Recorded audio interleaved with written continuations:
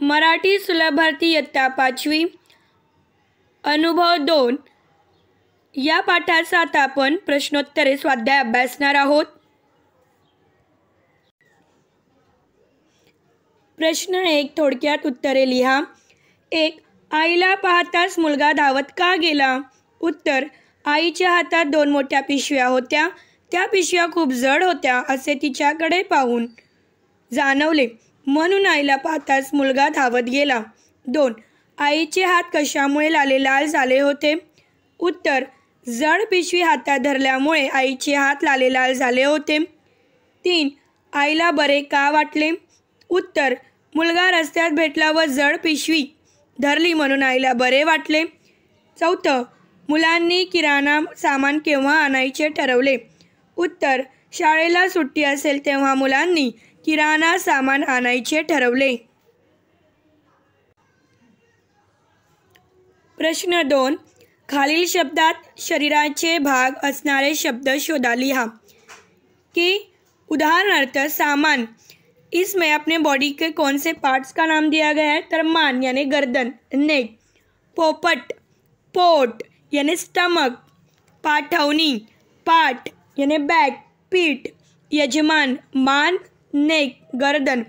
आगबोट, बोट, finger. तोंडपाठ, तोंड यानी फेस, पाठ यानी पीठ।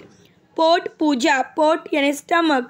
पाय पुसणे, पाय, फुट। गाल बोट, गाल यानी चिक्स, बोट यानी फिंगर। तर या शब्दांमध्ये आपल्या शरीराचे भाग लपलेले आहेत जे आपण शोधलेले आहेत। प्रश्न 3 खालील शब्द वाचा व तसेच लिहा।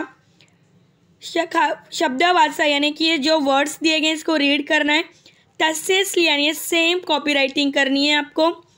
तुम्ही माझ्या मागे ही शब्द वाचायची आहेत। सुट्टी, हुश, चक्कर, लख, बग्गी, गच्छ, सज्जन, घट्ट, लठ्ठ, उडान, अन्ना, पत्ता, कथ्थक, जिद्द, घट्ट, अन्न, गप्पा, झिम्मा, अय्या, गल्ली, सव्वा। तर ही जोड शब्द आहेत जी जसेच्या तसे कॉपी करायची आहेत आणि लिहायची आहेत सुंदर अक्षरात। प्रश्न 4 विरुद्ध अर्थाचे शब्द लिहा। मोठेचे अपोजिट विरुद्ध काय असेल? लहान। जड हलके, जाणे येणे, हसणे रडणे, खाली वर।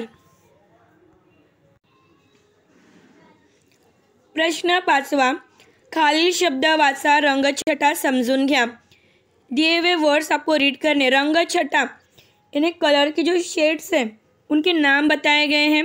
लाले लाल म्हणजे खूप रेड। काळे कुट्टे यानी डार्क ब्लैक। पांढरे शुभ्र, पिवळे धमक यानी येलो। पांढरे यानी व्हाइट। जांभळट, निळसर, हिरवेगार। ये कलर्स के शेड्स हैं जिसे मराठी में लिखा गया है, हे तुम्हाला वाचायचं आहे। प्रश्न 6 कंसातील योग्य शब्द निवडून खालील वाक्य पूर्ण करा।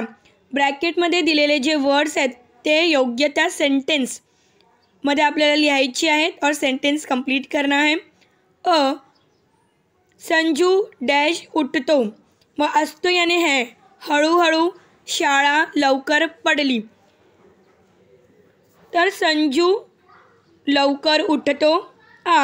गोगलगाय हळूहळू चालते। हा बंगला नेहमी बंद असतो।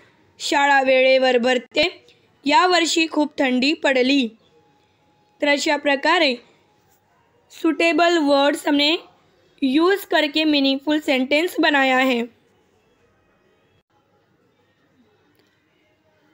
अशा प्रकारे माझा अनुभव या पाठाचं आपण प्रश्नोत्तरे अभ्यासलेली आहेत। या पाठाचा तुम्हाला वाचन करायचं आहे। काही डिफिकल्टीज असेल किंवा काही वर्ड समजले नसतील तर विचारायचे सुद्धा आहेत। तर हा तुमचा एक होमवर्क आहे की तुम्ही वाचन करायचं आहे। मोठ्या आवाजाने घरात हे वाचायचं आहे आणि डिफिकल्ट वर्ड्सला अंडरलाईन करा। जर तुमच्याकडे मराठी डिक्शनरी असेल किंवा नेटवरती तुम्ही त्या शब्दांचे अर्थ फाइंड आउट करू शकता अथवा मला विचारूही शकता।